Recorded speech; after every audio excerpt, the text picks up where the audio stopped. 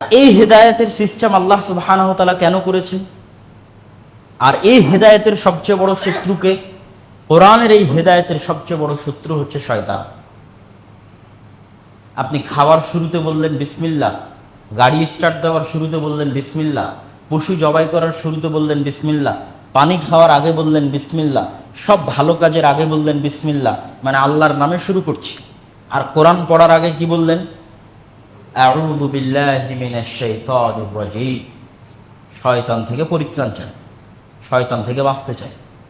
বিসমিল্লাহ না বললেও সমস্যা নেই, সূরার শুরুতে বলা যায়, বলতে পারেন। কিন্তু কি বলা যথেষ্ট বা কি বলা জরুরি, ওয়াজিব, ফরজ? আউযু বিল্লাহি মিনাশ শাইতানির রাজীম। তাহলে সব জায়গায় শুরু করলাম আল্লাহর নামে, আর কোরআন শুরু করলাম শয়তান থেকে বাঁচতে চেয়ে। তো রহস্য কিছু না কিছু তো আছে, অবশ্যই কোনো। তার মানে এই কোরআন আপনাকে কে পড়তে দিবে না? শয়তান পড়তে দিবে না। এই কোরআন আপনাকে কে শিখতে দিবে না? শয়তান শিখতে দিবে। কেন শয়তান পড়তে দিবে না, শয়তান শিখতে দিবে না? ওটাও আল্লাহ সুবহানাহু ওয়া তাআলা সূরা বাকারার মধ্যে বলে দিয়েছেন, যেটা আমাদের যে ধারাবাহিক তাফসীর আছে, আমরা সূরা বাকারার 93, 80, 84 নম্বর আয়াত পর্যন্ত তাফসীর সম্পূর্ণ করেছি, যার মধ্যে পাবেন কুলনাহ বিতু মিনহা জামিআ, যে আল্লাহ ইবলিসকে নামিয়ে দিলেন আসমান থেকে, আদমকে নামিয়ে দিলেন জান্নাত থেকে। নামিয়ে দেওয়ার পর বললেন তোমরা পরস্পর পরস্পরের শত্রু আজকে থেকে। তো পরস্পরের সাথে শত্রুতা করার জন্য ইবলিসকে দিলেন অ্যাটাকিং টেকনোলজি, আক্রমণাত্মক প্রযুক্তি। আর আদমের সন্তানকে দিলেন ডিফেন্সিভ টেকনোলজি, রক্ষণাত্মক প্রযুক্তি। তো ইবলিসের কাছে যে আক্রমণাত্মক প্রযুক্তি আছে, ওটা এখন পর্যন্ত বিজ্ঞান আবিষ্কার করতে পারেনি। তথা বিজ্ঞান মোবাইল আবিষ্কার করুক, আর কম্পিউটার আবিষ্কার করুক, তথ্য আদান প্রদানের জন্য যত উন্নত কিছু আবিষ্কার করুক, হয় কানে শুনতে হবে, না হয় চোখে দেখতে হবে। মোবাইলের মেসেজ পড়তে চোখে দেখতে হবে, মোবাইলে কথা বলতে কানে শুনতে হবে, টিভি দেখলে চোখে দেখতে হবে, কানে শুনতে হবে। এরকম কোনো প্রযুক্তি বিজ্ঞান আবিষ্কার করতে পারেনি যে চোখে দেখা বাদে, কানে শোনা বাদে সরাসরি অন্তরে চলে যাবে। আবিষ্কার করেছে নাকি বিজ্ঞান? পারেনি।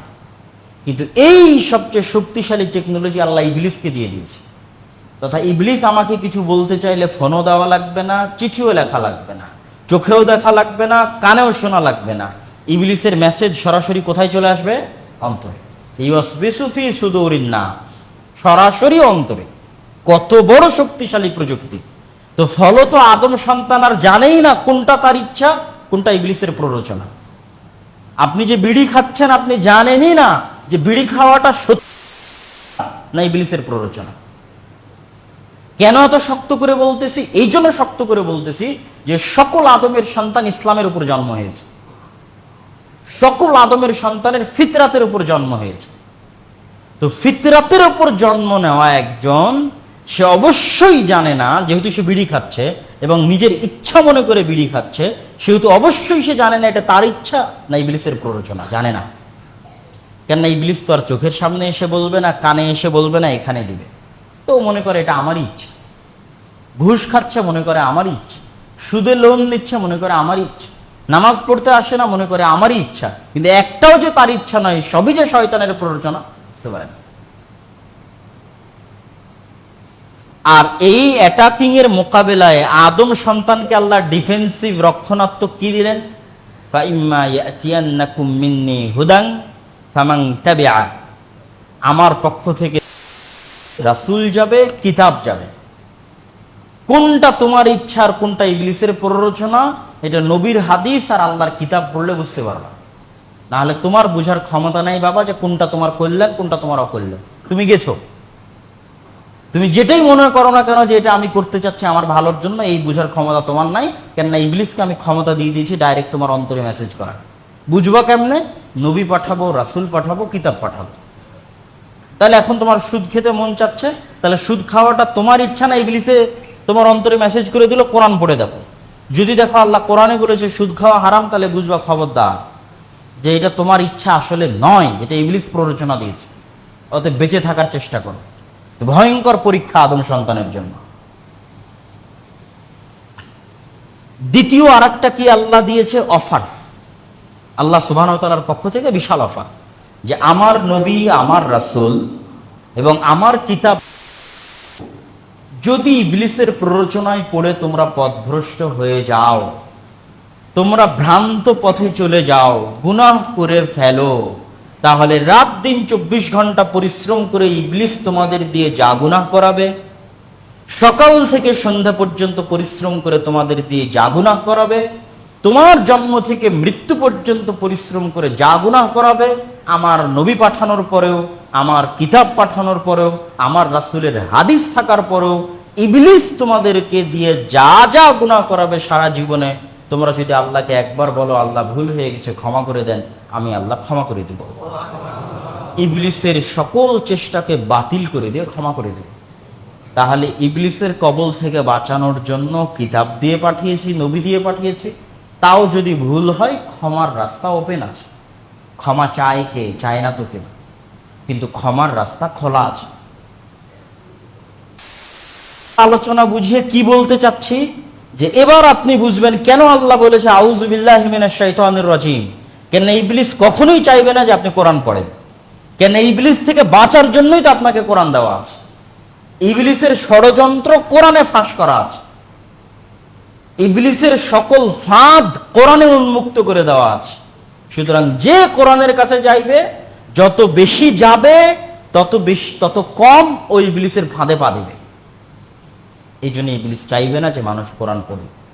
আর ইবলিস যে আছে, শয়তান যে আছে, এটাও আপনাকে বিশ্বাস করতে হবে। এটা বিশ্বাস না করলে যুদ্ধ শুরু হবে না। আপনি যদি মনে করেন যে আমি আমার ইচ্ছাতেই বিড়ি খাচ্ছি, আমার ইচ্ছাতেই গান শুনছি, আমার ইচ্ছাতেই অশ্লীল দৃশ্য দেখছি, তাহলে তো আপনি অস্ত্র আগেই সারেন্ডার করে দিয়েছেন। যুদ্ধ তো হবেই না। আপনাকে আগে মনে করতে হবে যে আপনার অন্তরে শয়তান মেসেজ দিতে পারে। তখন না, ধরেন ইবলিস যদি আপনার সামনে এসে তাহলে আপনি চিন্তা করতেন শুনবো না শুনবো না। ইবলিস যদি আপনাকে মেসেজ দিত এই তুই গান শোন, তাহলে আপনি চিন্তা করতেন শুনবো না শুনবো না।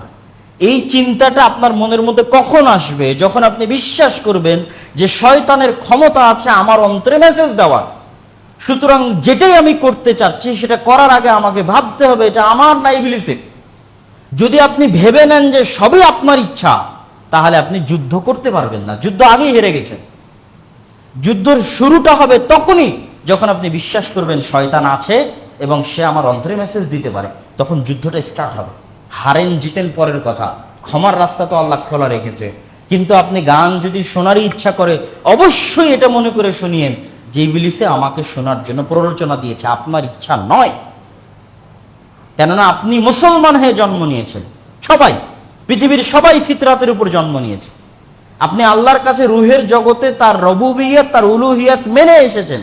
সুতরাং আপনার ইচ্ছা নয়, এটা ইবলিসের প্ররোচনা।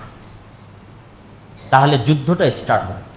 এই জন্যই রাসূলুল্লাহ সাল্লাল্লাহু আলাইহি ওয়াসাল্লাম যখন বলেছেন তোমরা বিসমিল্লাহ বলো, তখন বলেছেন বিসমিল্লাহ না বললে শয়তান খাবে। যখন বলেছেন তোমরা আসসালামু আলাইকুম বলে বাড়িতে প্রবেশ করো, তখন বলেছেন আসসালামু আলাইকুম না বললে বাড়িতে শয়তান বাস করবে, আর বললে শয়তান থাকবে না। বিসমিল্লাহ বলে খেলে শয়তান খাবে না। এই জন্য তিনি বলেছেন যখন তোমরা বাথরুমে যাবে তখন এই দোয়া পড়ো, তাহলে শয়তান লজ্জায় স্থান দেখবে না, না বললে দেখবে। যখন স্ত্রীর কাছে যাবে তখন এই দোয়া পড়ো, তাহলে সন্তান শয়তানের সংস্পর্শে আসবে না, না হলে সন্তান শয়তানের সংস্পর্শে আসবে। তাহলে আপনার কি মনে হয়, হয় মুহাম্মদ সাল্লাল্লাহু আলাইহি ওয়াসাল্লাম উল্টা পাল্টা বকতেছে নাউজুবিল্লাহ, আর না হলে শয়তান সত্যি আছে এবং অনেক ভয়ঙ্কর। কথা কি আমার বোঝা যায়? না হলে প্রতি ধাপে ধাপে তিনি শয়তান থেকে বাঁচা শিখাচ্ছেন। খেতে বসলেও শয়তান, বাড়িতে ঢুকলেও শয়তান, গাড়িতে উঠলেও, হেঁটে গেলেও শয়তান, স্ত্রীর কাছে গেলেও শয়তান। তো হয় মুহাম্মদ সাল্লাল্লাহু আলাইহি সাল্লাম উল্টাপাল্টা বকতেছেন নাউজুবিল্লাহ, আর না হয় শয়তান সত্য এবং অনেক অনেক ভয়ঙ্কর। এই জন্যই আল্লাহ কোরআনের শুরুতে আপনাকে আগেই শয়তান ধরিয়ে দিয়েছে। বলো আউযু বিল্লাহি মিনাশ শাইতানির রাজিম, শুরু করার আগে বলো আউযু বিল্লাহি মিনাশ শাইতানির রাজিম। কেননা ও অনেক ভয়ঙ্কর এবং সত্য। এটা বিশ্বাস করতে হবে যে সত্য এবং ভয়ঙ্কর, তাহলে যুদ্ধ শুরু হবে শয়তানের সাথে। নাহলে গেছেন আপনি ইবলিসের গোলাম, ইবলিসের দাস, শেষ। আপনি আর আল্লাহর বান্দা, আল্লাহর দাস হওয়ার সুযোগ পাবেন না। সম্মানিত উপস্থিতি, আল্লাহ সুবহানাহু ওয়া তাআলা আমাদেরকে এতগুলো কথা আপনাদের সামনে বললাম কি জন্য? যে কোরআনের গুরুত্ব বুঝার জন্য। আর এটা আরো প্রমাণ করে যে কোরআন কি শুধু মাদ্রাসার ছাত্রের জন্য না সবার জন্য? পারছো না। কেন ইবলিসের কবল থেকে বাঁচতে চাইবে যে তারই কোরআন লাগবে। এটা শুধু মাদ্রাসার ছাত্র, হুজুর, আলেম ওলামা দিয়ে কথা না, হিফজখানার ছাত্রদের কথা না, সবার কোরআন শিখতে হবে, পড়তে হবে, বুঝতে হবে। সবার কাছে আল্লাহ কোরআন পাঠিয়েছে। কিন্তু দুঃখজনক হলো সত্য কি, আমাদের মসজিদগুলো টাইলস হয়ে যাচ্ছে, এসি হয়ে যাচ্ছে, কিন্তু কোরআন শিক্ষার ব্যবস্থা নেই। এবং এই ভয়াবহতা এবং এই ভয়ঙ্করতা উম্মতে মুহাম্মাদির আজকের যুগের টপ লেভেল থেকে নিম্ন লেভেল পর্যন্ত একই। টপ লেভেল মানে মুসলিম বিশ্বের যারা উন্নত কান্ট্রি, যান দুবাই, যান কাতার, যান সৌদি, তাদের মাথায় কি পর্যটন আর বিনোদন। সবচেয়ে বড় ইনভেস্ট হচ্ছে পর্যটনে আর বিনোদনে। শিক্ষা কোনো খবর নাই। খবর নাই মানে যে তারা করতেছে না তা না, কিন্তু মূল ফোকাস শিক্ষায় নয়। তাদের মূল ফোকাস কি পর্যটন আর বিনোদন। আর বাংলাদেশ পাকিস্তানের মতো রাষ্ট্রের মূল ফোকাস কি, দুইটা কামলা বিদেশে পাঠিয়ে রেমিটেন্স ইনকাম করা। যদিও তারা আমাদেরই ভাই, কিন্তু আমি কামলা কথাটা বলতেছি আমাদের বাস্তবতা বোঝানোর জন্য। অথবা গার্মেন্টসের মাধ্যমে দুইটা টাকা। আর উন্নয়ন বলতে রাস্তাঘাট, ব্রিজ, কালভার্ট, রেল, শিক্ষা, জ্ঞান, পড়াশোনা কোনো খবর নাই, কেউ জানে না। এবার মসজিদ কমিটির কাছে আসেন, এখনই যদি মসজিদ কমিটি করে দিই তাহলে এই মসজিদে এসি নাই তো এসি লাগানোর ব্যবস্থা করবে, ছাদ নাই ছাদ দেওয়ার ব্যবস্থা করবে, টাইলস নাই টাইলস দেওয়ার ব্যবস্থা করবে। শিক্ষা, জ্ঞান কোনো কথা নাই, কোনো খবর নাই। এবার ইউরোপ এবং আমেরিকায় যান, ইউরোপ এবং আমেরিকার যদি আপনি বাসে উঠেন তাও দেখবেন ৩-৪ জন বই পড়তেছে। যদি পার্কে যান তাও দেখবেন পাবেন মানুষ বই পড়তেছে। যদি প্লেনে উঠেন তাও দেখবেন কেউ না কেউ বই পড়তেছে।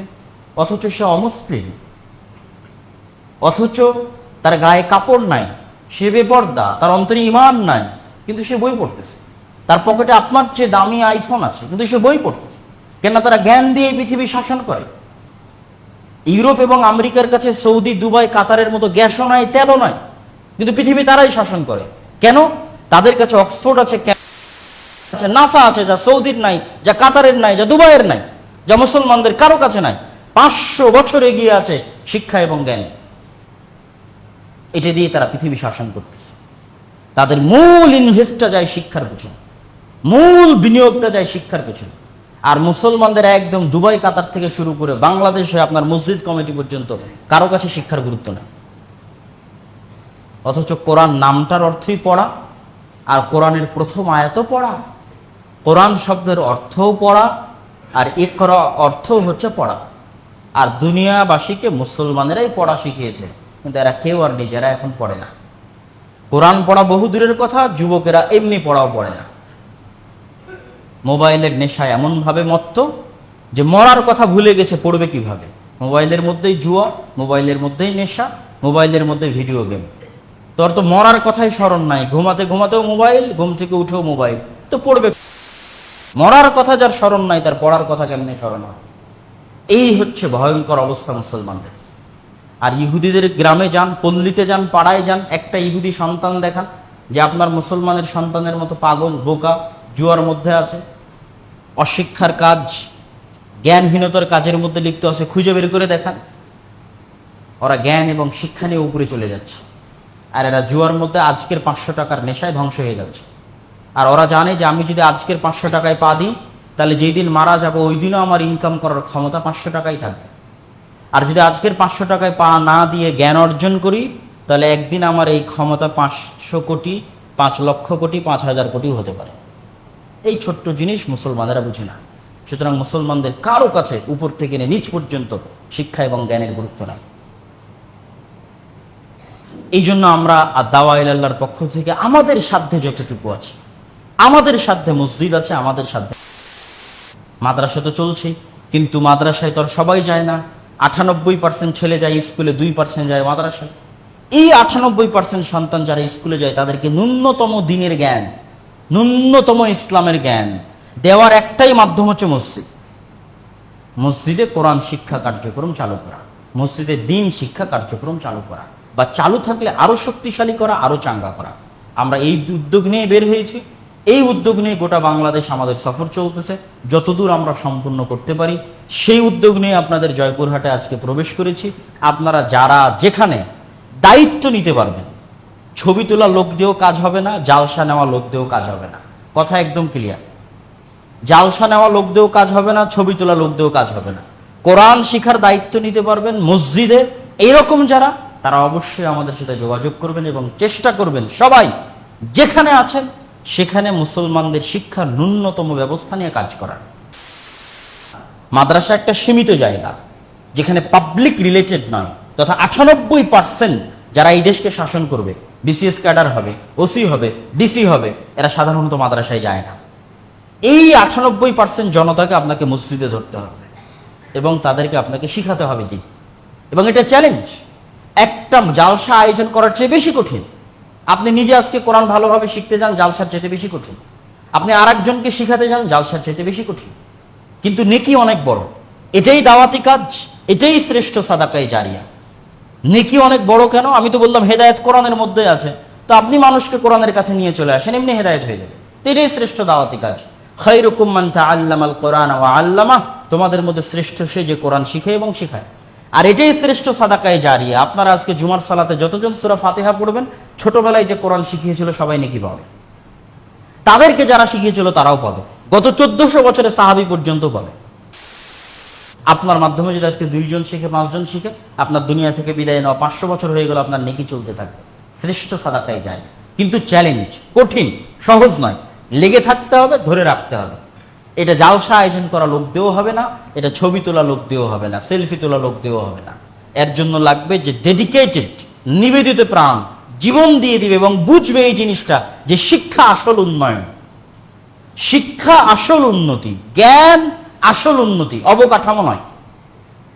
এই জিনিসটা যার মাথায় ঢুকবে এবং যেটা এনে কাজ করতে পারবে, আল্লাহ সুবহানাহু ওয়া তাআলা কবুল করুক। আল্লাহুম্মা আমিন।